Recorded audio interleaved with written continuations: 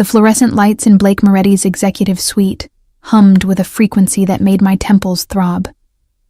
I'd been staring at the same spreadsheet for 20 minutes, the numbers blurring together as exhaustion pulled at the edges of my consciousness. My lower back ached from sitting in this uncomfortable chair for the past 6 hours, and the sharp corner of my desk had left an impression on my wrist from where I'd been leaning too heavily. 2 years. 2 years of this. I shifted in my seat, wincing as the movement sent a spike of discomfort through my spine. The scent of Blake's expensive cologne lingered in the air, a woody, masculine fragrance with notes of bergamot and leather that seemed to permeate every surface in this office. It was suffocating in its constancy, a reminder of his presence even when he was locked away in his private office beyond the mahogany doors. Mitchell. His voice cut through my thoughts like a blade, sharp and cold. I looked up to find him standing in his doorway, 6 feet of tailored perfection in a charcoal suit that probably cost more than my monthly rent. Blake Moretti was the kind of handsome that made people stop and stare, all sharp angles and dangerous edges with dark hair swept back from a face that could have been carved from marble. But it was his eyes that haunted me, steel gray and perpetually filled with something that looked like contempt whenever they landed on me. "Yes, Mr. Moretti?" I kept my voice professional, neutral, even though my pulse quickened the way it always did when he addressed me directly. "The Santoro contracts. Where are they?" I gestured to the stack of folders on the corner of my desk. "Right here. I finished reviewing them an hour ago. Everything's in order." He crossed the room with that predatory grace he possessed, each step deliberate and controlled. When he reached my desk, he didn't look at me, just grabbed the folders and flipped through them with barely concealed irritation. His jaw tightened, a muscle ticking beneath the sharp line of his cheekbone. These should have been on my desk by 4. It was currently 4:03 p.m. "I was waiting for the final signature from their legal team," I explained, keeping my tone even despite the frustration building in my chest. It came through at 3:58. His eyes finally met mine, cold and assessing. "I don't pay you to make excuses, Mitchell.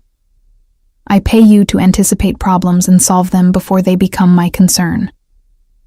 The unfairness of it stung, but I swallowed the retort that wanted to escape. This was how it always was with Blake. Nothing I did was ever good enough, fast enough, thorough enough. He found fault in everything, treated me like an inconvenience he barely tolerated, even though I worked harder than anyone else in this organization. "It won't happen again," I said through gritted teeth. "See that it doesn't." He turned away, dismissing me as easily as one might dismiss a servant. "And get me the quarterly reports from all divisions by tomorrow morning.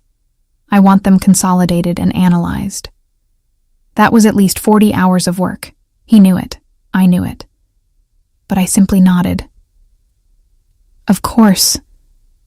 As he walked back toward his office, I caught myself watching the way his shoulders moved beneath his jacket, the confident set of his spine.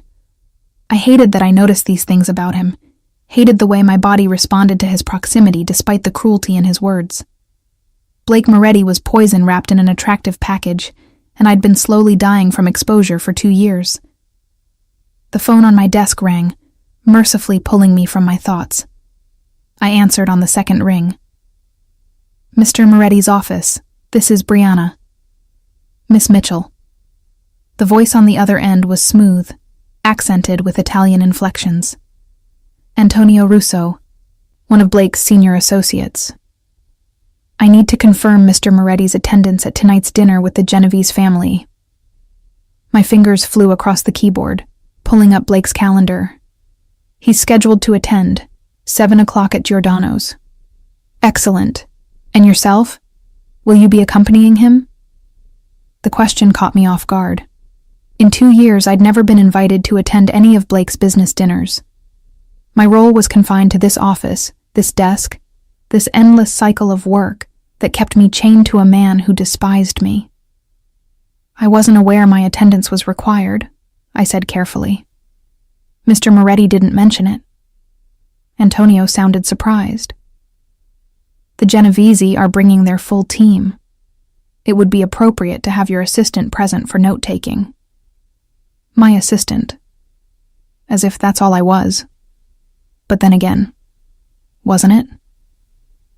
I'll check with Mr. Moretti, I replied, already dreading the conversation. After ending the call, I stared at the closed door of Blake's office for a long moment. The thought of spending an evening in his presence, watching him charm and negotiate with the same men who probably ordered murders over dessert, made my stomach twist. But if it was required for my job, I had no choice. I knocked softly on his door, waiting for his curt "enter" before stepping inside.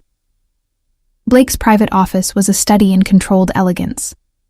Floor-to-ceiling windows overlooked the Chicago skyline, the late afternoon sun casting long shadows across the polished hardwood floors. His desk was massive, an antique piece that looked like it belonged in a museum, and the leather chairs arranged around a small conference table in the corner cost more than my car. He didn't look up from whatever he was reading. "What is it?" Antonio Russo called. He mentioned that the Genovese are bringing their full team tonight and suggested I attend for note-taking purposes. Now he looked up, and the expression on his face was one of pure irritation. Absolutely not. I blinked, surprised by the vehemence in his response. "Sir, if it's necessary for—" I said no, Mitchell. His voice was ice.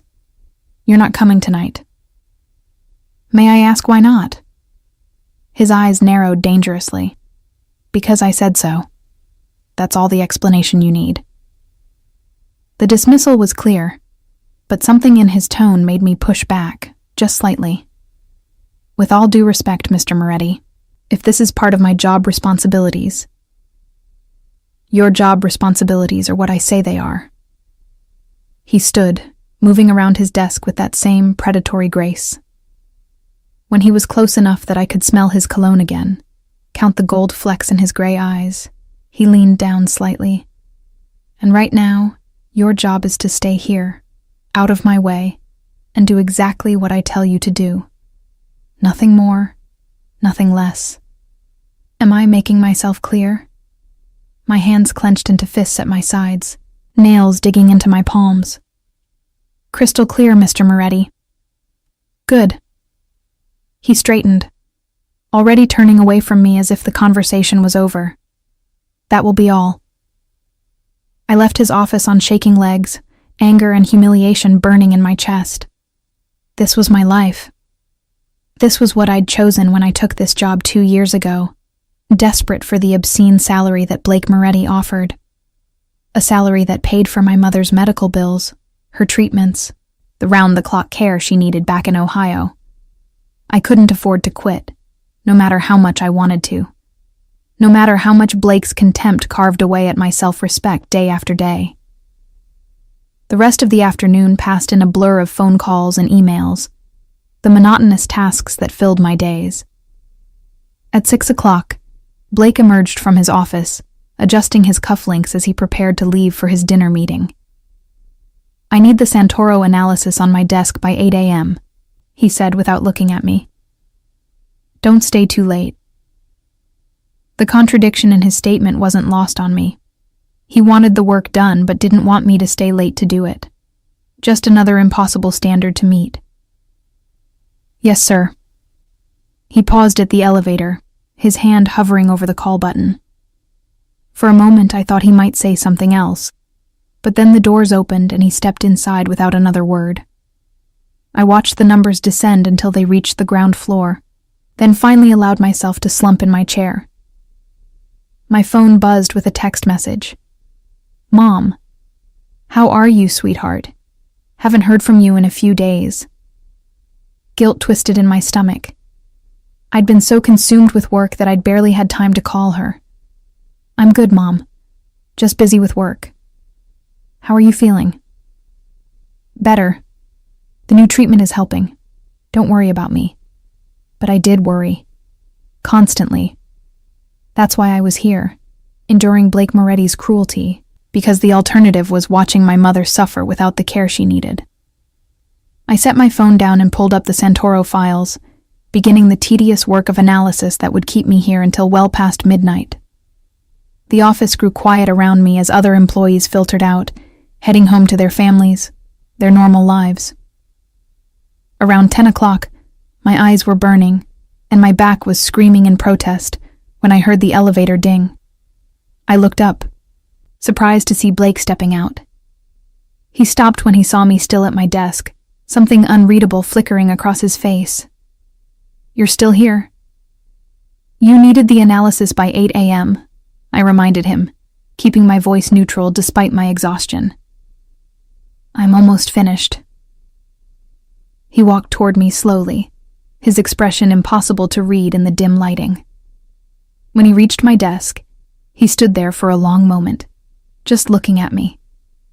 It made my skin prickle with awareness, my pulse quickening in a way I couldn't control. "How long have you been working for me, Mitchell?" he asked suddenly. 2 years. 2 years next month. "And in all that time, have you ever complained? Ever pushed back against anything I've asked of you?" The question confused me. "No, sir." "Why not?" "Because I need this job. Because my mother's life depends on the salary you pay me. Because I have no choice." But I couldn't say any of that. Instead, I simply replied, "Because you're my employer, and I respect the position." Something dark flashed in his eyes. Respect. He said the word like it tasted bitter. "You don't respect me, Mitchell. You tolerate me because you need the paycheck." The accuracy of his statement made me flinch, but I didn't deny it. What would be the point? "Get it done and go home," he said abruptly, turning away. "You look exhausted." "How was your dinner?" I asked before I could stop myself.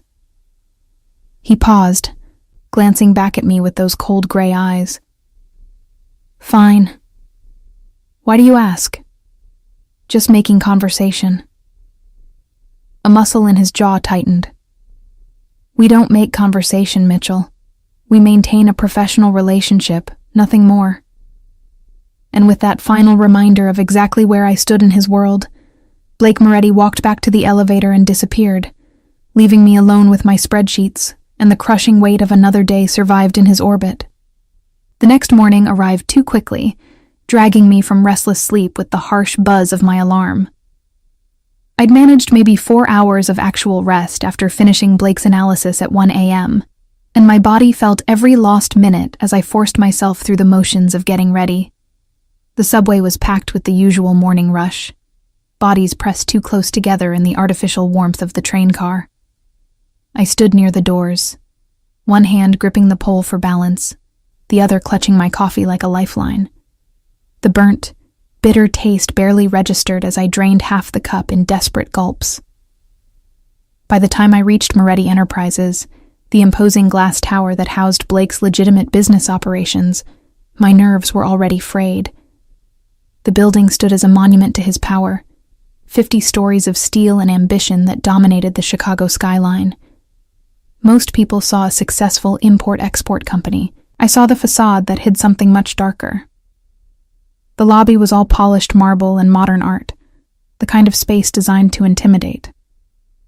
I nodded to the security guard who recognized me after 2 years of these early morning arrivals, then headed straight for the executive elevator that would carry me to the top floor. Blake's office was still dark when I arrived, which meant I'd beaten him here for once. Small victories. I settled into my desk, pulling up the files I'd finished last night, making sure everything was perfect before he arrived to find fault with it. At precisely 7:30, the elevator doors opened and Blake stepped out. He looked impeccable as always, not a hair out of place, his suit probably costing more than I made in a month. But there was something different about his demeanor this morning, a tightness around his eyes that suggested he'd slept as poorly as I had. "Good morning, Mr. Moretti." I kept my voice professional, neutral. He stopped at my desk, those gray eyes scanning me with an intensity that made my breath catch. "You completed the analysis. It's on your desk, everything you asked for." He nodded once, a curt acknowledgement that was probably the closest thing to praise I'd ever received from him. As he turned toward his office, I noticed the way his hand flexed at his side, as if he wanted to reach for something but stopped himself.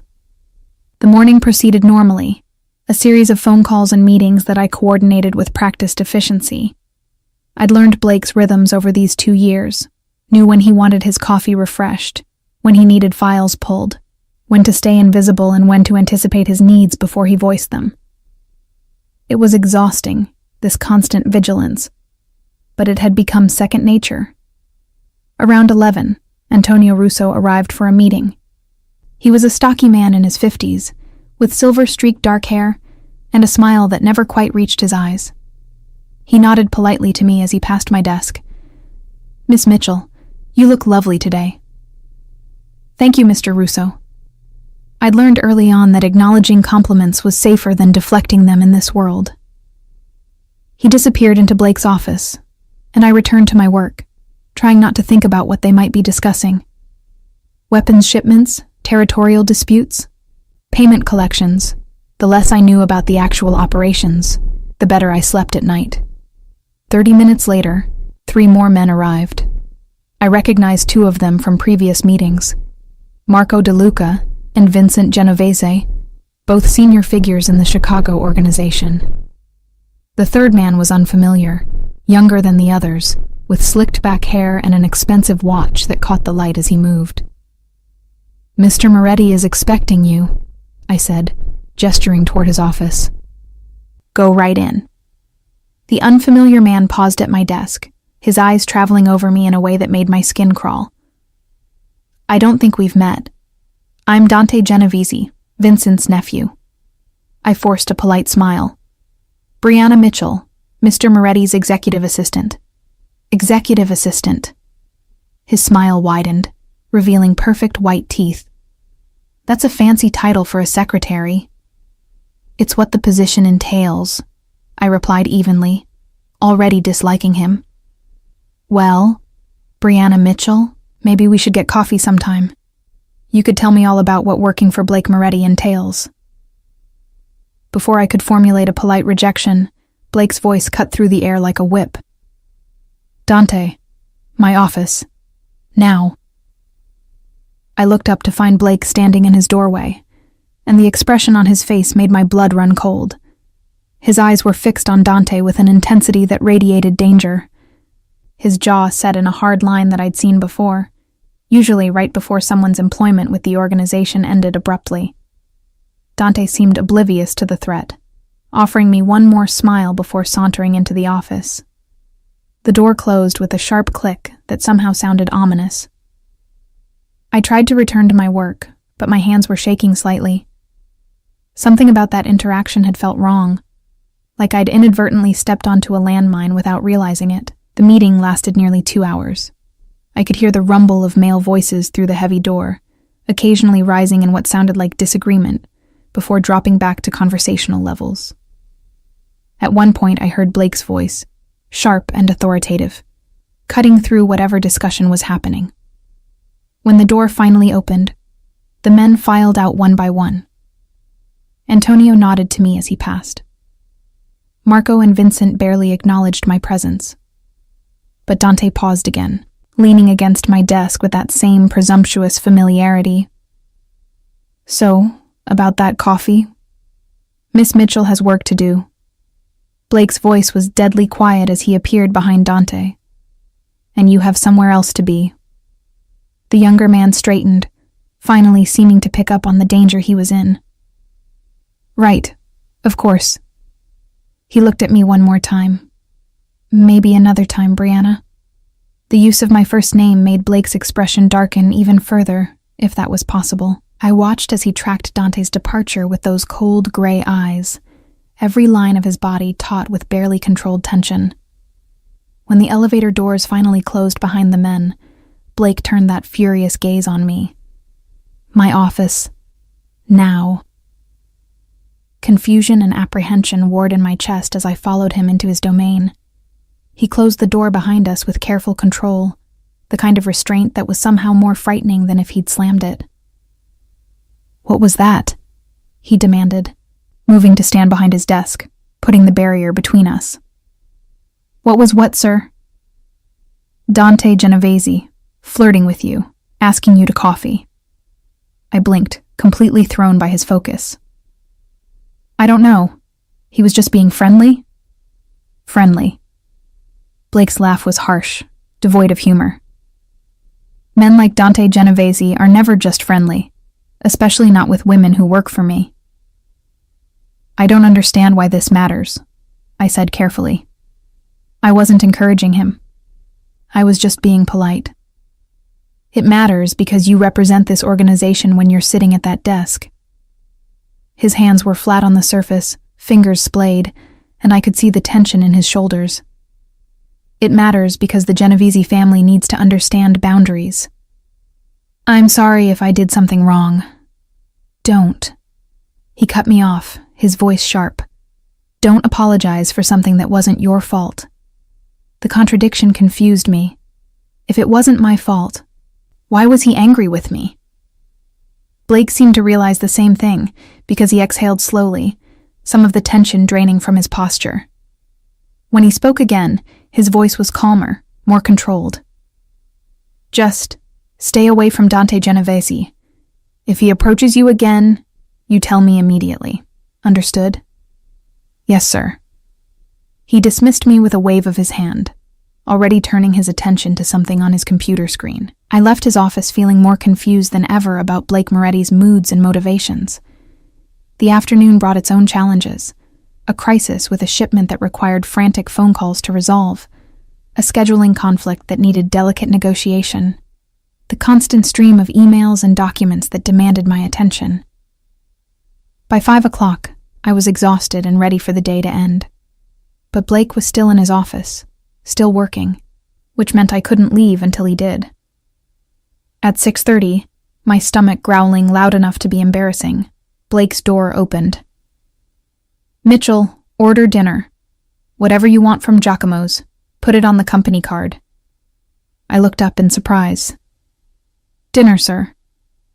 "You haven't eaten, have you?" The observation caught me off guard. No, not since breakfast." "Then order food, and get something for yourself. We'll be here a while longer." "We?" He gave me a look that suggested I was being deliberately obtuse. "Yes, we. I need you to review the contracts that came in this afternoon before I sign them in the morning." So much for an early night. But the unexpected offer of dinner was strange. In 2 years, Blake had never once suggested I order food on the company account, never acknowledged that I might be hungry or tired or human. I called Giacomo's and placed an order for fettuccine carbonara for him, his usual, and risotto for myself.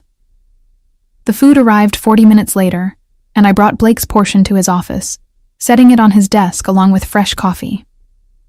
"Thank you," he said absently, not looking up from whatever document he was reviewing. "You're welcome." I turned to leave, but his voice stopped me. "Mitchell." "Yes?" He finally looked up, those gray eyes fixing on me with an intensity that made my pulse quicken. "Eat at your desk. Don't wait to take it home." "I won't." As I left his office, I could feel his gaze on my back, a weight that I'd grown used to over the years, but never quite understood. Blake Moretti was a puzzle I couldn't solve, a man who treated me with contempt one moment and showed flashes of something almost like concern the next. I ate my risotto while reviewing contracts, the creamy texture a welcome comfort after a long day. The office was quiet around us, the building empty except for the security staff and whoever else in Blake's organization worked these strange hours. Around 8 o'clock, I finished my review and knocked on Blake's door. "The contracts are ready for your signature." "Bring them in." I entered his office to find him leaning back in his chair, his tie loosened and the top button of his shirt undone. It was the most casual I'd ever seen him, and something about it made him seem more human, less like the cold, controlled figure he usually presented. "Any issues?" he asked as I set the contracts on his desk. "Nothing significant. I flagged a few clauses that might need clarification. but overall they look standard. He picked up the first contract, scanning through it with practiced efficiency. I stood there, waiting, unsure if I was dismissed or expected to remain. "How's your mother?" The question came out of nowhere, shocking me into silence for a moment. She's doing better, actually. The new treatment seems to be helping." Blake nodded, still reading. "That's good. You mentioned she was having trouble with the last round."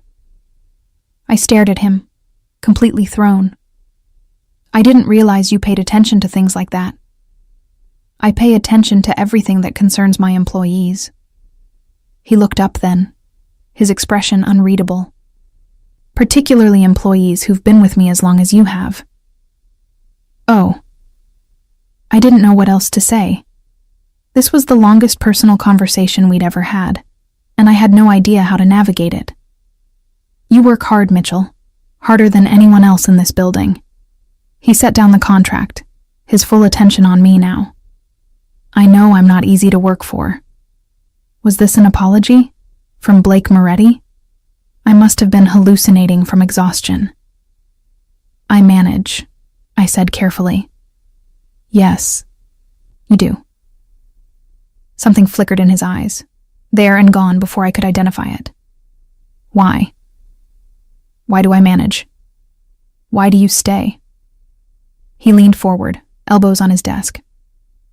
"You could work anywhere, Brianna. Your skills, your dedication. Any company would be lucky to have you.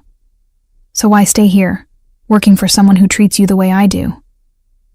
The use of my first name made my breath catch. In 2 years, he'd never called me anything but Mitchell. "The salary," I admitted, because there was no point in lying. "I need it, for my mother's care." He nodded slowly, as if this confirmed something he'd already suspected. "And if money wasn't an issue? If you could work anywhere, would you still choose to be here?" The question felt like a trap, but I answered honestly. "No, probably not. Because I'm a terrible boss. Because you're a complicated one," I corrected, surprising myself with my candor. "And because working for you means being complicit in things I'd rather not think about too closely." Blake's expression darkened, but not with anger, with something that looked almost like regret. "Fair enough." He returned his attention to the contracts, effectively ending the conversation. I stood there for another moment, waiting to see if he had anything else to say, but he'd retreated behind his professional mask again. "That will be all, Mitchell. Go home. Get some rest." I left his office feeling more confused than ever about the enigmatic man I worked for. The man who despised me one moment and showed hints of humanity the next. The next week passed in a strange limbo. Blake's behavior toward me hadn't exactly improved. He was still demanding, still critical, still treated me with that cool professional distance I'd come to expect. But something had shifted. Some invisible line had been crossed during our late-night conversation in his office. He called me Brianna now, instead of Mitchell. Not consistently, and never in front of others, but when we were alone in his office or working late, my first name would slip from his lips with an ease that made my stomach flutter in ways I tried not to examine too closely. I told myself it meant nothing, that I was reading into small kindnesses that any decent employer would extend. But Blake Moretti had never been a decent employer, which made these changes all the more unsettling. It was Thursday afternoon when everything exploded. I was at my desk, coordinating a conference call between Blake and his associates in New York, when the elevator opened to reveal 3 men I'd never seen before. They weren't dressed like Blake's usual associates. No expensive suits or Italian leather shoes. These men wore jeans and leather jackets, their faces hard with the kind of lived experience that came from violence. "Can I help you?" I asked, already reaching for the phone to alert Blake. The tallest one, a man with a scar running down his left cheek, smiled. It wasn't a pleasant expression. "We're here to see Moretti." "Do you have an appointment?" "Don't need one." Before I could respond, Blake's door opened. He took one look at the men, and his expression went cold, every muscle in his body tensing with readiness. "Gentlemen, you're early." "We need to talk," Scarface said. "Now." Blake's gaze flickered to me, something unreadable passing through his eyes. "Mitchell, take an early lunch. 2 hours." It was barely 11:30, and I'd never taken a 2-hour lunch in my life. But the tone of his voice made it clear this wasn't a suggestion. It was a command meant to get me out of the building. "Of course." I grabbed my purse, acutely aware of the tension crackling in the air. As I passed the men on my way to the elevator, I felt their eyes on me, assessing, calculating. It made my skin crawl. The elevator doors couldn't close fast enough. I spent my unexpected freedom wandering the streets near the office, too anxious to eat despite my empty stomach. Whatever meeting was happening upstairs involved people who made even Blake's usual dangerous associates look civilized. The thought of what might be discussed, what decisions might be made, sent chills down my spine. 2 hours later, I returned to find the office empty except for Blake. He was standing at his window, hands in his pockets, staring out at the Chicago skyline with an expression I'd never seen before. He looked tired, not physically exhausted, but worn down in a way that went deeper than lack of sleep. "Mr. Moretti?" I ventured quietly. "Is everything all right?" He didn't turn around. Define all right. I set my purse down, unsure whether to stay or give him privacy. Before I could decide, he spoke again. "Those men you saw earlier, they work for the Bratva, the Russian mob." His voice was flat, matter of fact. "They're expanding into Chicago, pushing into territories that have belonged to my family for 3 generations. I knew I shouldn't ask, shouldn't engage with this part of his life that I'd deliberately kept at arm's length. But the words came out anyway. What did they want? To negotiate, or threaten. With the Bratva, it's sometimes hard to tell the difference. He turned to face me then, and the look in his eyes made my breath catch. "They're dangerous, Brianna. More dangerous than anyone else operating in this city." The use of my first name, the gravity in his tone, it felt like a warning. "Why are you telling me this?" I asked softly. Blake crossed the room until he was standing directly in front of me, close enough that I could smell his cologne, count the flecks of gold in his gray eyes. "Because you work for me. Because that makes you a target by association. Because I need you to be careful." "Careful how?" "Don't go anywhere alone after dark. Take the company car instead of the subway. If anyone you don't recognize approaches you, you call me immediately. Understood?" My heart was pounding against my ribs. "You're scaring me." "Good." His hand came up, hesitating for just a moment before his fingers brushed a strand of hair away from my face. The touch was so gentle, so at odds with everything I knew about him, that I froze. "You should be scared. This world I live in, it's not safe. It's never been safe. And I've been fooling myself thinking I could keep you separate from it. Blake, don't." He dropped his hand, stepping back as if the contact had burned him. "Don't make this more complicated than it already is." "I don't understand what's happening," I admitted, my voice barely above a whisper. "One day you treat me like I'm disposable. The next you're warning me about Russian mobsters and touching my hair. I don't know which version of you is real." Something raw flashed across his face. "Neither do I." Before I could process that admission, his phone rang. He answered it with a curt, "Moretti," his expression shuddering back into professional coldness. "Yes." "No, tomorrow won't work. Friday, my office. Bring everyone." He ended the call and looked at me with those inscrutable eyes. "I need you to clear my schedule for Friday afternoon, all of it, and I want you to take a half day. But that's not a request, Brianna." The firmness in his tone left no room for argument. "Take the afternoon off. Visit your mother. Do something that reminds you there's a world outside of this office. I wanted to argue, to demand explanations for his erratic behavior and cryptic warnings. But the set of his jaw told me I'd get nowhere. Fine, I conceded. Friday afternoon off. Thank you. He moved past me toward his office, pausing at the door. And Brianna, be careful, please. The please undid something in my chest, because Blake Moretti didn't say please. He gave orders, made demands, expected compliance without question. But he just asked, not commanded, and the vulnerability in that single word shook me more than any threat ever could. That evening, as I rode home in the company car Blake had insisted on sending, complete with a driver who looked more bodyguard than chauffeur, I stared out at the city lights and tried to make sense of everything. My phone buzzed with a text from an unknown number. This is Dante Genovese. Got your number from the company directory. Still interested in that coffee?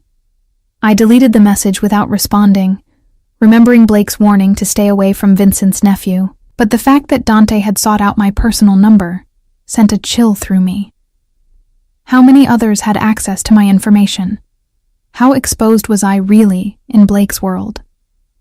When I finally reached my small apartment in a less fashionable part of town, I locked the door behind me and leaned against it, trying to calm my racing heart. The contrast between my modest studio and Blake's world of luxury and danger had never felt more stark. I called my mother, needing to hear her voice, to ground myself in something real and uncomplicated. Brianna, sweetheart. Her voice was stronger than it had been in months, the new treatment working small miracles. I wasn't expecting to hear from you tonight. Everything okay? Yeah, Mom. Just wanted to check in. How are you feeling? Better every day. The nurses say I might even be able to come home soon if I keep improving. She paused. But what about you? You sound stressed. Just work stuff. Nothing to worry about. That boss of yours still treating you poorly? I thought about Blake's hand in my hair, the concern in his eyes when he'd warned me about the bratva, the way he'd said my name like it was something precious. It's complicated. Men usually are. I could hear the smile in her voice. Just promise me you're taking care of yourself. You work too hard, baby girl. I promise, Mom. I love you. Love you too, sweetheart. After we hung up, I sat in my tiny kitchen, eating leftover takeout and thinking about the past 2 years. I'd sacrificed so much to keep this job, my social life, my peace of mind, my self-respect, all so my mother could have the care she needed. But now something was changing, shifting in ways I didn't fully understand. Blake was changing. Or maybe he was finally showing me who he'd been all along beneath the cruelty. The thought terrified me. Friday arrived too quickly. Blake was tense all morning, his jaw tight and his responses clipped even by his usual standards. He barely looked at me as he went through his schedule, confirming appointments and making last-minute changes. Remember, he said as noon approached. Half day. I want you out of here by 12:30. I remember. I hesitated, then asked the question that had been bothering me since his warning. Blake, are you in danger? He finally met my eyes, and what I saw there made my heart clench. Always. But I can handle it. That's not reassuring. A ghost of a smile touched his lips. It wasn't meant to be. Go, Brianna. Get out of here while you can. The phrasing felt ominous, but I gathered my things and left, looking back only once to find Blake standing at his window again, a solitary figure silhouetted against the Chicago skyline. I spent the afternoon at a coffee shop, unable to shake the feeling that something significant was about to happen. I tried to read, tried to lose myself in the normalcy of afternoon caffeine and people watching, but my mind kept returning to Blake's office, to whatever meeting was happening without me there. At 4 o'clock, my phone rang. Blake. Are you home? His voice was tight, controlled. No, I'm at a coffee shop near. Give me the address, now. The urgency in his tone made my hands shake as I rattled off the location. What's wrong? Stay there. Don't move. I'm sending a car. Blake, you're scaring me again. The Bratva knows about you. Each word was clipped, precise. They know you work for me. They know where you live. They know everything. You're not safe at your apartment. Ice flooded my veins. What are you saying? I'm saying that as of right now, you're under my protection whether you want it or not. The car will be there in 5 minutes. Get in it. Don't argue, don't ask questions. Just get in the car and let Dominic bring you to my estate. Your estate? Blake, I can't just... Yes, you can. You will. His voice softened marginally. Please, Brianna. Trust me on this. Let me keep you safe. The line went dead before I could respond. True to his word, a black SUV pulled up exactly 5 minutes later. The driver, Dominic, presumably, was built like a tank, with a face that suggested he'd seen and done things most people couldn't imagine. He opened the back door without a word. Mr. Moretti is expecting you, ma'am. I climbed in with shaking hands, my coffee abandoned on the table inside. As the SUV pulled away from the curb, I watched my normal life recede in the side mirror, wondering if I'd ever get it back. The drive took us north, out of the city, and into an area where the houses grew farther apart and the properties sprawled across acres instead of lots. We eventually turned down a private road, marked only by a discreet gate that swung open at our approach. Blake's estate was nothing like I'd imagined. The main house was modern, but warm, all glass and natural stone that seemed to grow organically from the landscape. Lights glowed in the windows as dusk began to fall, giving the place an almost inviting appearance that belied its purpose as a fortress. Dominic helped me out of the car and led me to the front door, which opened before we reached it. Blake stood in the entrance, his tie gone and his shirt partially unbuttoned, looking more disheveled than I'd ever seen him. His eyes scanned me head to toe, as if checking for injuries. You're okay. I'm confused and terrified, but physically fine, I corrected. Come inside. He stepped back, gesturing me into a foyer that opened onto a stunning great room with floor-to-ceiling windows overlooking a lake. We need to talk. I followed him deeper into the house, my mind reeling from the events of the past few hours. Whatever was about to happen, whatever truth Blake was finally going to tell me, I had the distinct feeling that my life was about to change irrevocably. And I wasn't sure if I was ready for it. Blake's estate was both impressive and intimidating in equal measure. The great room he led me into featured modern furniture in neutral tones, expensive artwork on the walls, and that spectacular view of the private lake beyond the windows. It should have felt cold, impersonal, like a showroom. Instead, there was an unexpected warmth to the space, as if someone had actually lived here rather than just existing in it. Sit. Blake gestured to one of the leather sofas. Can I get you anything? Water, wine, something stronger? Answers, I said, remaining standing. I want answers, Blake. You can't just uproot my entire life and expect me to sit quietly while you play the gracious host. He studied me for a long moment, something like approval flickering in his eyes. Fair enough. Answers it is. He moved to a bar cart and poured himself 2 fingers of what looked like very expensive whiskey, then turned to face me, the glass cradled in his hand. The meeting this afternoon was with the Bratva leadership. They're making a serious push into Chicago, and they want territory I'm not willing to give up. What does that have to do with me? They did their homework. His jaw tightened. They know everyone who works for me, everyone I have regular contact with. And they've identified the people close to me as potential leverage points. I'm not close to you, I protested. I'm your secretary, your assistant. Whatever you want to call it, I'm just an employee. Blake's laugh was bitter. That's what I told myself too.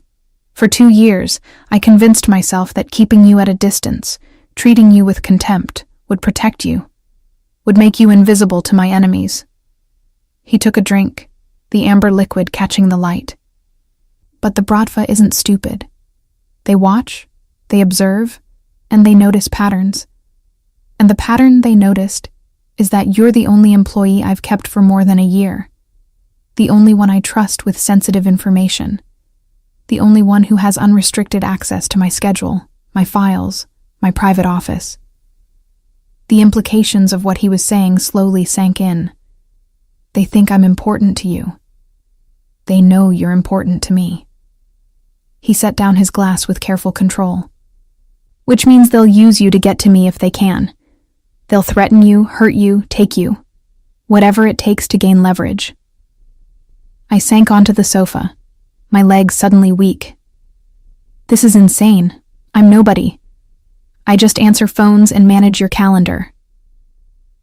You're not nobody, Brianna. Blake moved closer, crouching down so we were eye level. You're the woman who's worked for me through everything, who's never complained, never betrayed a confidence, never used her position for personal gain. You're the woman who stays late without being asked, who anticipates my needs before I voice them, who makes my entire operation run smoothly. His voice dropped lower. You're the woman I think about constantly, even when I'm trying not to, especially when I'm trying not to. My breath caught in my throat. What? I've been a bastard to you. The words came out rough, laced with something that sounded like self-loathing. Deliberately cruel, unnecessarily harsh. Because I thought if I pushed you away, if I made you hate me, you'd quit. You'd leave and be safe from all of this. He gestured vaguely, encompassing his world, his life, his choices. But you never left.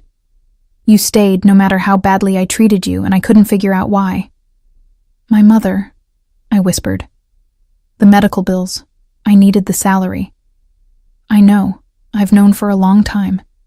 His hand came up, hesitating just inches from my face. Your dedication to your mother is one of the things I admire most about you. But it also means you're trapped here. Trapped with me, in a world that's about to get very dangerous. So what happens now? I asked, my voice steadier than I felt. You keep me here as some kind of prisoner? For how long? Not a prisoner. A guest under my protection.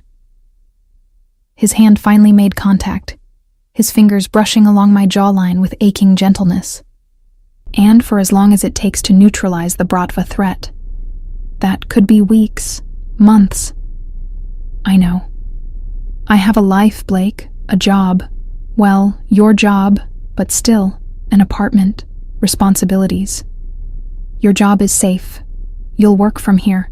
Your apartment is being watched by my security team. As for responsibilities, he pulled out his phone and showed me a text conversation. I've already arranged for enhanced care for your mother. Private nurses around the clock. The best treatment money can buy. She'll want for nothing while you're here. I stared at the messages, emotions warring in my chest. Gratitude that my mother would be cared for.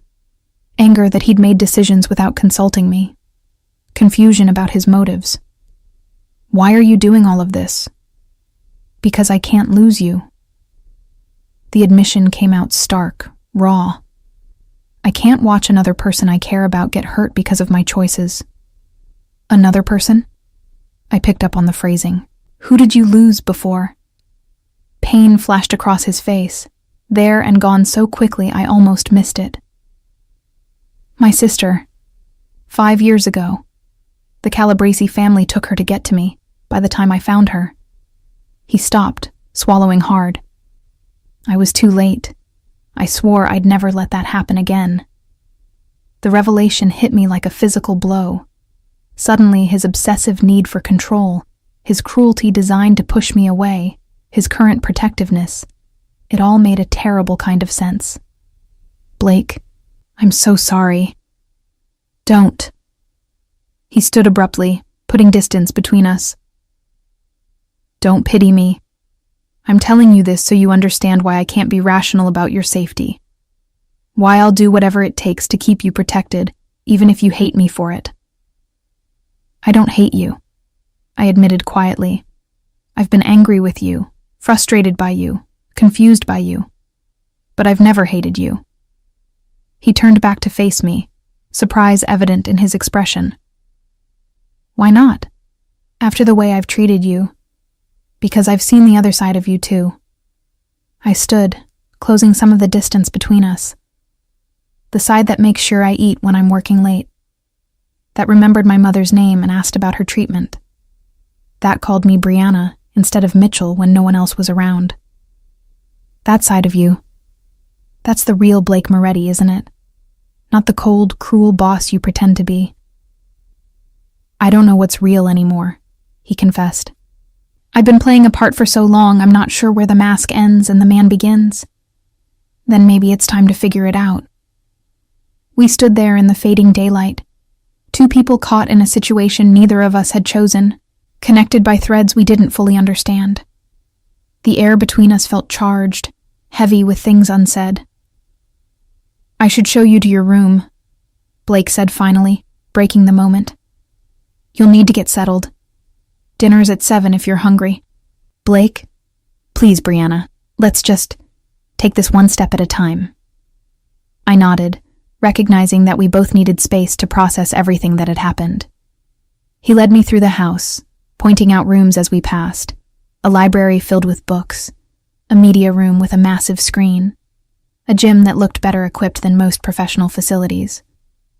My room was on the second floor, with its own ensuite bathroom and a balcony overlooking the lake. It was easily 3 times the size of my entire apartment, decorated in soft blues and grays that somehow felt both luxurious and calming.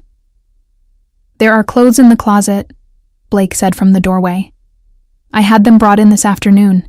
If you need anything else, just ask. My room is at the end of the hall, and there's staff throughout the house if you need assistance. How did you know my size? I asked, moving to the closet to find it full of beautiful clothes, all in styles that suited me perfectly. I pay attention, was all he said. After he left, I explored my new temporary home, trying to wrap my mind around the surreal turn my life had taken. Less than 12 hours ago, I'd been sitting at my desk, coordinating Blake's schedule and fielding phone calls. Now I was standing in a bedroom that belonged in a magazine spread, wearing borrowed clothes, under the protection of a man I'd thought I knew but was realizing I'd barely understood at all. I showered in the enormous bathroom, washing away the stress of the day under water pressure that felt like heaven. When I emerged, wrapped in the softest towel I'd ever touched, I found a note had been slipped under my door. Dinner on the terrace at 7. Casual attire. B. I dressed in a simple sundress from the closet, which fit perfectly, of course, and made my way downstairs. The house was quiet, but I could hear voices coming from somewhere deeper in the building. Blake's voice, and at least 2 others, male and unfamiliar. Following the sound of conversation, I found myself in a sleek, modern kitchen, where Blake stood with 2 men I recognized from around the office. They stopped talking immediately when I entered. Gentlemen, that's all for tonight, Blake said dismissively. We'll continue this in the morning. The men nodded respectfully to me as they left, and then Blake and I were alone. I'm sorry about that, he said, already moving to the refrigerator. Security briefing. Nothing you need to worry about. Everything about this situation worries me, I admitted. He pulled out ingredients with practiced efficiency, and I realized with surprise that he was going to cook. Do you like salmon? Yes. Good. Have a seat. Tell me about your day. The normalcy of the request, after everything that had happened, made me laugh. It came out slightly hysterical. My day included being told I'm a target for the Russian mob, being driven to a mansion by a man who looks like he could break me in half, and discovering that my boss has been secretly caring about me for 2 years while treating me like garbage. So, Pretty standard Friday. A smile tugged at Blake's lips. A real smile, one that transformed his entire face. When you put it that way, I can see how it might be overwhelming. Overwhelming is one word for it. I watched him move around the kitchen with surprising grace, seasoning the fish, chopping vegetables. I didn't know you could cook. My mother insisted all her children learn. She said a man who couldn't feed himself wasn't really a man. His expression softened with memory.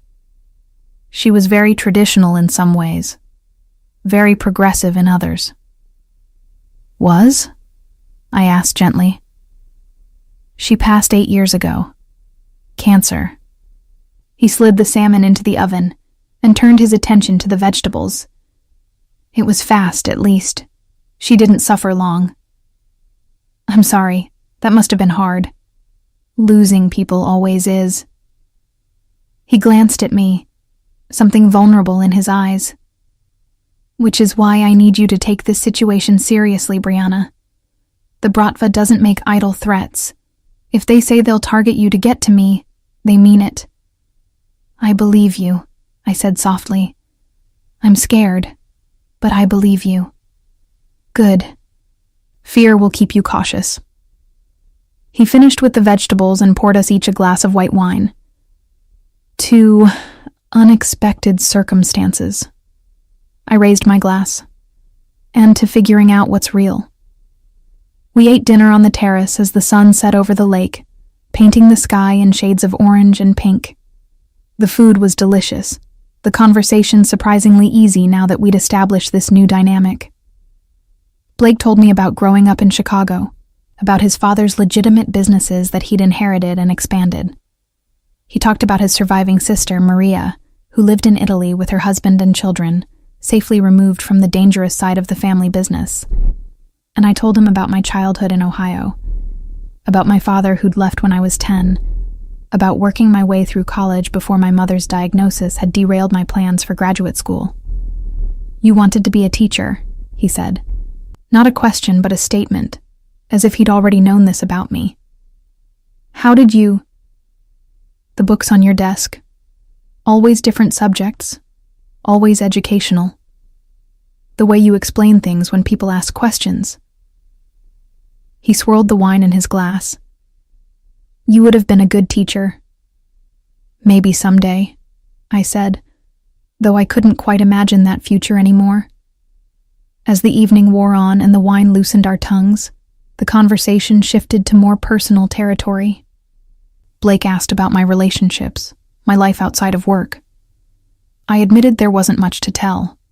Working for him had consumed most of my time and energy. No boyfriend?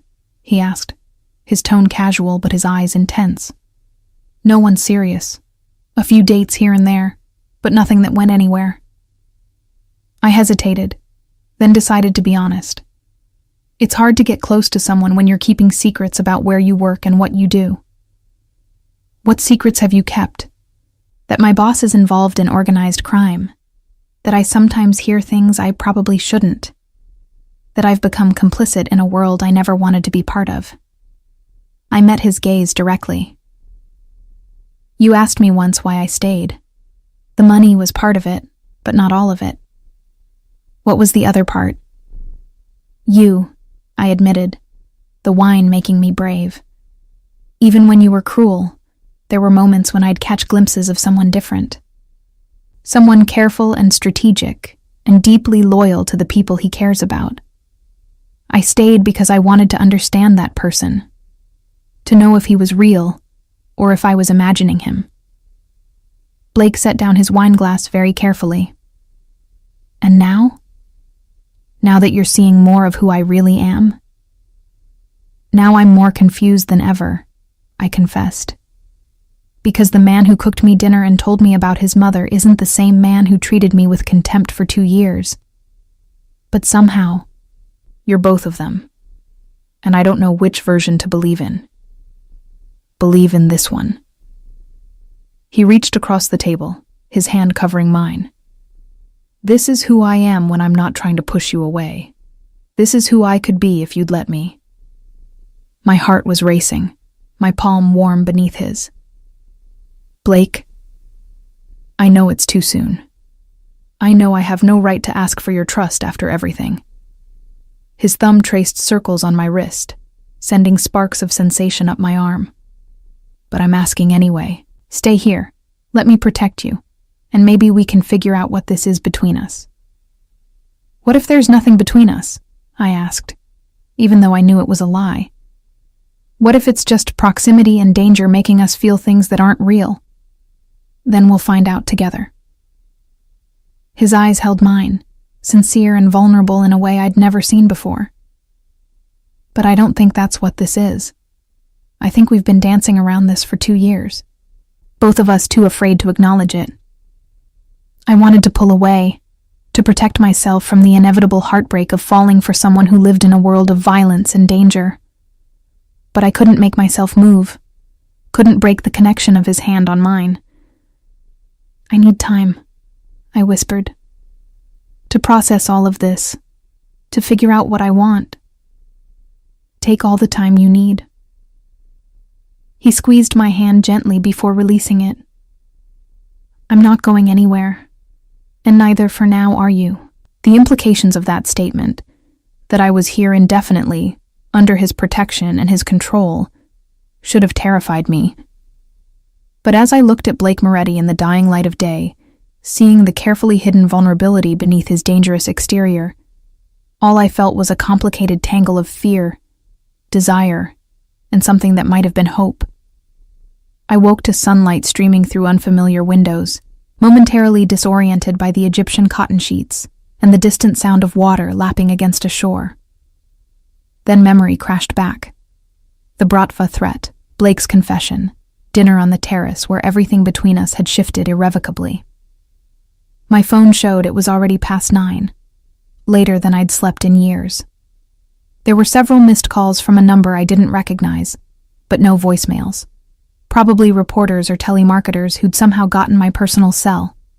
I showered and dressed in jeans and a soft cashmere sweater from the mysteriously well-stocked closet, then ventured downstairs. The house was quiet, but I could smell coffee and hear the faint clatter of dishes from what I assumed was the kitchen. I found Blake at the counter, wearing casual clothes, dark jeans and a fitted black t-shirt that emphasized the lean muscle of his shoulders and arms. It was jarring to see him like this, so different from the sharply dressed executive I'd worked for. This version of him looked approachable, almost domestic. Good morning. He looked up from his laptop, a genuine smile crossing his face. Coffee. Please. I settled onto one of the bar stools, accepting the mug he poured for me. I'm sorry I slept so late. I didn't mean to. Don't apologize. You needed rest. He slid a plate across the counter. I wasn't sure what you liked, so I made a variety. Pastries from the bakery in town, fruit, some breakfast sandwiches. The spread was impressive, and my stomach growled in response. I selected a croissant and some berries, acutely aware of Blake watching me. Did you sleep well? He asked. Better than expected, actually. I took a sip of coffee. Perfect, just the way I liked it. Of course, he'd noticed that too. What's the plan for today? I need to make some calls, meet with my security team, but I'd like you to join me for part of it. You should understand the scope of the situation. I'm not sure I want to understand, I admitted. Ignorance feels safer somehow. Ignorance is never safer. Blake's expression grew serious. Not in my world. The more you know, the better you can protect yourself. An hour later, I found myself in Blake's home office, a sophisticated space with multiple computer monitors and what looked like a serious security setup. 3 men were already present, Dominic, who'd driven me yesterday, and 2 others I'd seen around the main office. Gentlemen, you remember Brianna, Blake said, gesturing for me to take a seat beside him at the conference table. She'll be sitting in on our security briefings from now on. If they were surprised by this announcement, they didn't show it. Dominic nodded respectfully. Miss Mitchell. The Bratva situation has escalated, Blake began without preamble. They made a move last night on one of our warehouses in the South Side. No casualties, but they made their message clear. What message? I asked quietly. That they're not backing down, that they're willing to engage in open conflict. Blake pulled up a map on one of the monitors. They're targeting our operations systematically, trying to choke out our revenue streams. And what are we doing about it? Dominic asked. Playing defense for now. I don't want to start a war if we can avoid it. Blake's jaw tightened. But I also won't let them think we're weak. Marcus, what's the status on the Harrison Street property? The meeting continued for another hour, with Blake and his team discussing strategies, contingencies, and security protocols that made my head spin.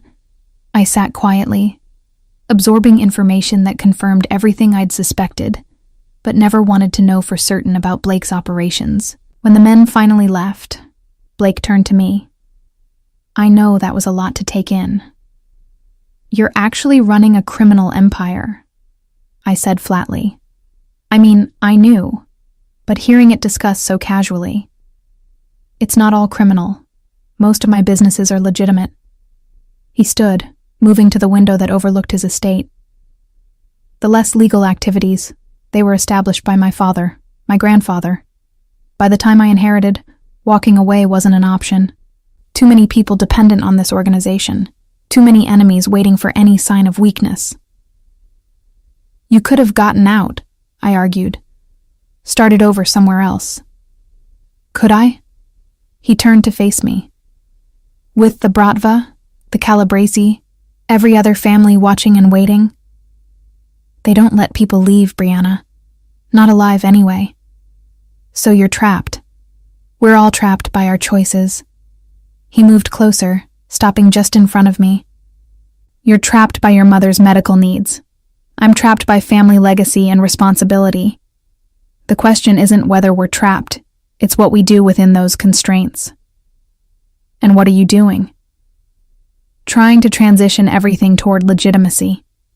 It's slow, gradual. But over the past 5 years, I've reduced our illegal operations by 40%. I've invested in legitimate businesses, distanced us from the worst of the violence. His hand came up to cut my cheek, but I can't do it overnight, and I can't do it if I'm dead. I leaned into his touch without thinking, drawn to the warmth of his palm against my skin. Why are you telling me all of this? Because I want you to understand who I am, what I'm trying to become. His thumb traced my cheekbone. Because I want you to make an informed choice about whether you can accept this life. You're asking me to accept a lot. I know. He leaned closer, his forehead nearly touching mine. But I'm also offering you everything I have. Protection, security, a life where you'll never have to worry about money or safety again. Where your mother will have the best care possible. That sounds like you're trying to buy me. I'm trying to give you options you've never had before. His voice was low, intimate. I'm trying to show you that what's between us is real. Not just a product of danger and forced proximity. Blake. Whatever I'd been about to say was cut off by his lips meeting mine. The kiss was gentle at first, questioning, giving me the chance to pull away. When I didn't, when I instead leaned into him, it deepened into something more urgent. His hand slid into my hair, angling my face for better access. I gripped his shoulders, feeling the solid strength of him beneath my fingers. The kiss was everything I'd secretly wanted, and everything I'd told myself was impossible. Heat and need, and a connection that felt dangerous in its intensity. When we finally broke apart, both breathing hard, Blake rested his forehead against mine. Tell me to stop, and I will. Tell me you don't want this, and I'll respect that. I don't know what I want, I admitted breathlessly. Everything's happening so fast. Then let's slow down. He pressed a soft kiss to my forehead, my temple, my cheek. We have time. We have all the time in the world. But even as he said it, I wondered if it was true. Because in his world, time was a luxury no one could guarantee. The rest of the day passed in a strange domesticity. Blake showed me around the estate, the paths through the surrounding woods, the private beach on the lake, the security measures built discreetly into the property. We had lunch on the terrace again, talking about everything except the situation that had brought us here. It was evening when the first sign of trouble appeared. Blake's phone rang during dinner, and his expression went cold as he listened to whoever was on the other end. When? He stood abruptly. Is he stable? I'm on my way. What happened? I asked as he ended the call. One of my guys was shot. He's in surgery now, but... Blake ran a hand through his hair, the first time I'd seen him visibly shaken. I need to go to the hospital. Dominic will stay here with you. I'm coming with you. Absolutely not. It's too dangerous. I'm coming, I insisted. If this is my life now, if I'm supposed to understand your world, then I need to see all of it, not just the nice parts. He looked like he wanted to argue, but something in my expression must have convinced him. Fine, but you stay close to me at all times. And if I tell you to do something, you do it without question. Understood, I nodded, already grabbing my jacket. The drive to the hospital was tense and silent. Blake made several phone calls in rapid Italian, his voice clipped and commanding. I watched the city pass outside the tinted windows, wondering what I'd just committed myself to by insisting on coming along. The hospital was a private facility on the north side, clearly expensive and exclusive. Blake bypassed the main entrance, leading me through a side door where a woman in scrubs was waiting. Mr. Moretti. He's just out of surgery. The doctor will brief you shortly. We followed her to a private waiting area, where several of Blake's men were already gathered. They straightened when they saw him, their expressions grim. Boss, one of them said. It was the Bratva. They ambushed him outside his apartment. Blake's jaw tightened. How bad? 2 shots, shoulder and abdomen. Doc says he'll survive, but it was close. I watched Blake process this information, saw the cold fury building behind his eyes. This was the other side of him, the dangerous one, the man who commanded an empire through fear and respect.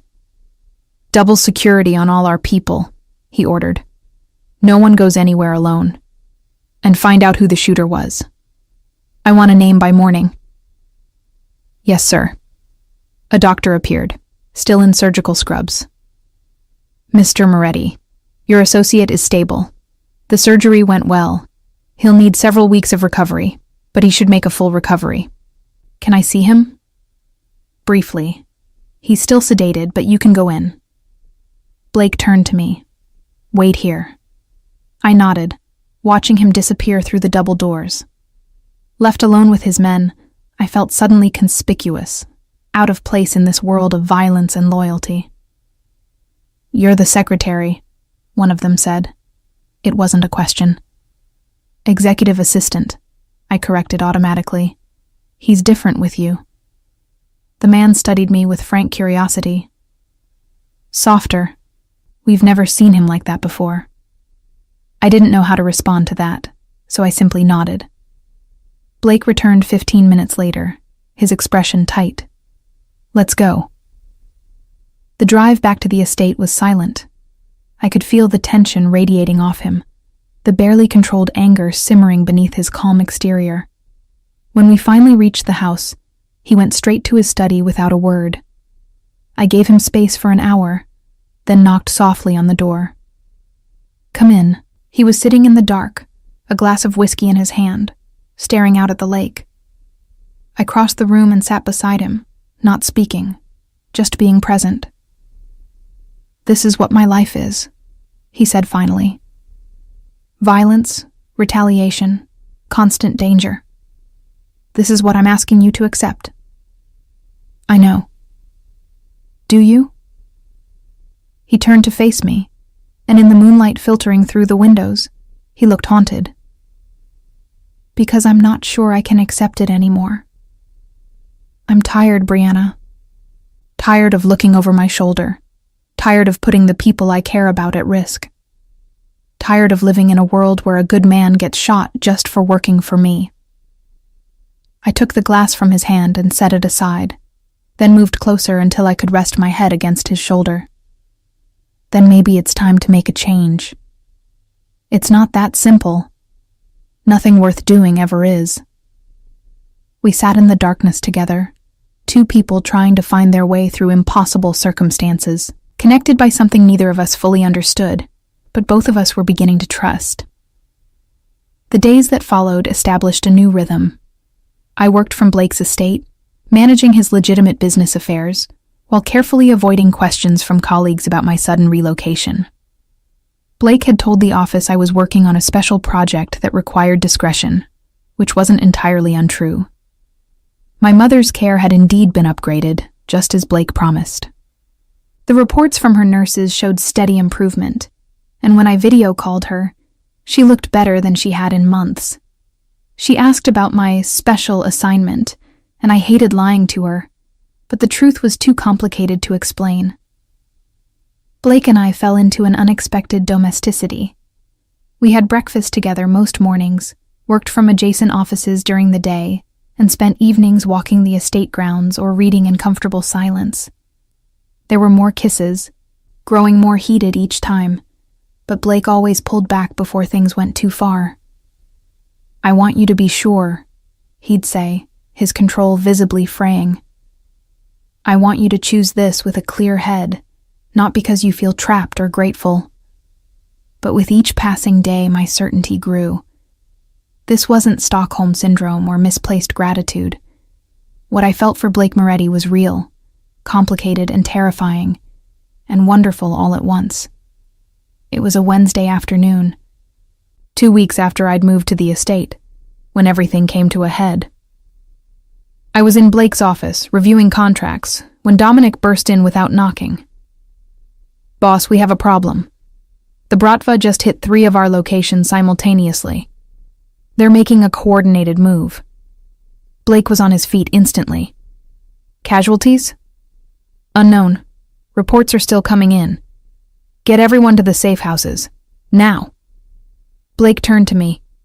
"Brianna, I need you to go to the panic room. Dominic will show you." "No." I stood, my heart pounding. "If you're in danger, I want to know what's happening. This isn't up for debate." "Yes, it is." I moved closer, gripping his arm. "You said I needed to understand your world. Well, this is part of it. Stop trying to protect me from the reality of your life." His jaw tightened, but before he could argue, his phone rang again. He answered with a curt, "Talk to me." Then his expression went cold. "When? How many?" "I'm on my way." He ended the call and looked at Dominic. "They hit the main warehouse. There are casualties. Get the car ready." "Blake," I started. "You're coming with me," he said abruptly. "Because you're right. You need to see this. All of it. But stay close to me. And if things get dangerous, you follow Dominic's orders without question. Understood?" I nodded, already grabbing my jacket. The drive downtown was tense. Blake made call after call, his voice clipped and commanding as he coordinated his response. Dominic drove with focused intensity, weaving through traffic with practiced ease. The warehouse district was cordoned off with police tape when we arrived, but Blake bypassed the official response, heading instead to a building 2 blocks away where several of his men had gathered. The scene inside was organized chaos. Men with weapons, computers displaying security feeds, phones ringing constantly. This was the nerve center of Blake's operation, and seeing it in full action drove home just how extensive his empire really was. "Status report," Blake demanded as soon as we entered. 4 dead, 6 injured. They hit us with 12 men, heavily armed.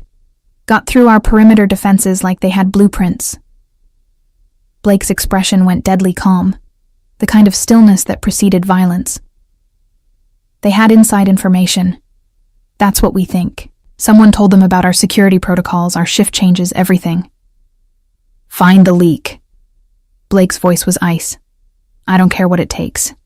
Find them. I watched him transform before my eyes into someone I barely recognized. Cold, calculating, ruthless.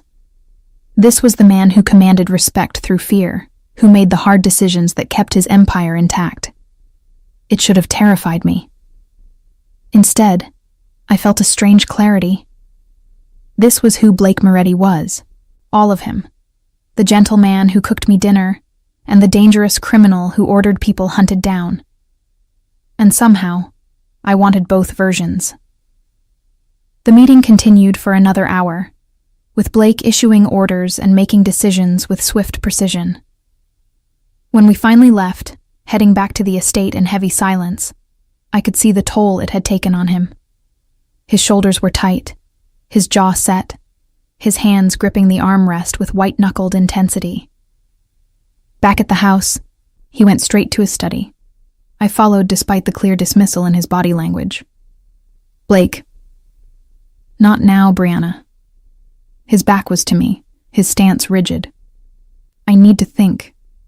Think later. Talk to me now. I moved closer, placing my hand on his shoulder. You're not alone in this. He spun to face me, and the raw emotion in his eyes stole my breath. 4 men died today because of me, because they worked for me, believed in me, trusted that I could protect them. And I failed. You didn't kill them. The Bratva did. Same thing. He pulled away, pacing the length of the room. This is my responsibility. Everything that happens in this organization comes back to me. Then make it count. I moved into his path, forcing him to stop. Use this anger, this guilt, and turn it into something better. You said you want to transition toward legitimacy. Stop talking about it and do it. It's not that simple. Yes, it is. I grabbed his face, making him look at me. It won't be easy, and it won't be quick. But you can do it. You're already doing it. The man I've come to know these past few weeks, he's not just a criminal. He's someone trying to build something better. You don't understand the stakes. Then help me understand. My voice softened. Let me in completely, Blake. Stop protecting me from the hard parts. I'm choosing this life, choosing you, but I need you to trust me with all of it. Something shifted in his expression, the carefully maintained control cracking. If I let you in completely, if you see everything I've done, everything I'm capable of, you'll leave. You'll realize what I really am, and you'll run. Try me. He stared at me for a long moment, and I could see the war happening behind his eyes, the need to open up battling against years of self-protection. Finally, he reached for me, pulling me against him with desperate intensity. I've killed people, Brianna. Not just ordered it done, but pulled the trigger myself. I've made decisions that destroyed lives, families. I've chosen profit over morality more times than I can count. His voice was raw, confession spilling out like poison he'd been holding in too long. I'm not a good man trying to redeem himself. I'm a bad man trying to be better, and there's a difference. I know, I whispered, wrapping my arms around him. I've known for a while now. And I'm still here. Why? The question came out broken, vulnerable. After everything you've seen, everything you know, why are you still here? Because I see who you're trying to become, not just who you've been. I pulled back enough to look up at him. Because you make me feel safe and terrified and alive all at the same time. Because somehow, against all logic and reason, I've fallen for you. The admission hung between us, irrevocable and true. Blake's eyes searched mine, as if looking for any sign of doubt or deception. Whatever he found must have satisfied him, because he kissed me with a hunger that had been building for weeks.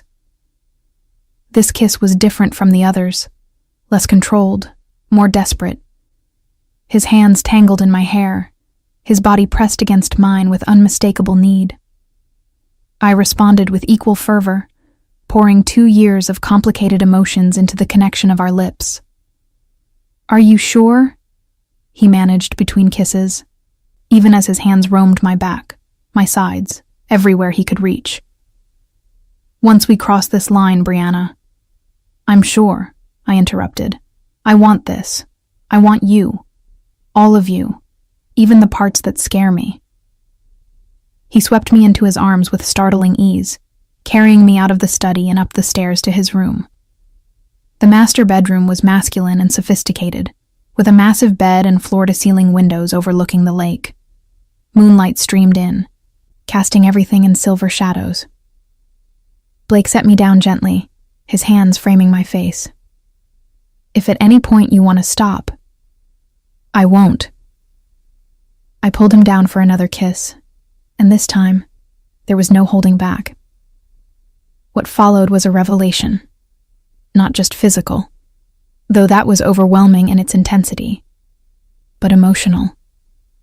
Each touch, each whispered word, each moment of connection stripped away another layer of the walls we'd both built.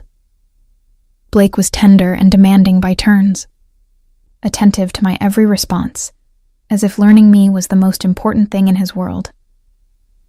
Afterward, we lay tangled together in his sheets, my head on his chest, his fingers tracing idle patterns on my shoulder. "I love you," he said into the darkness. "I think I've loved you since the moment you started working for me, but I was too afraid to admit it."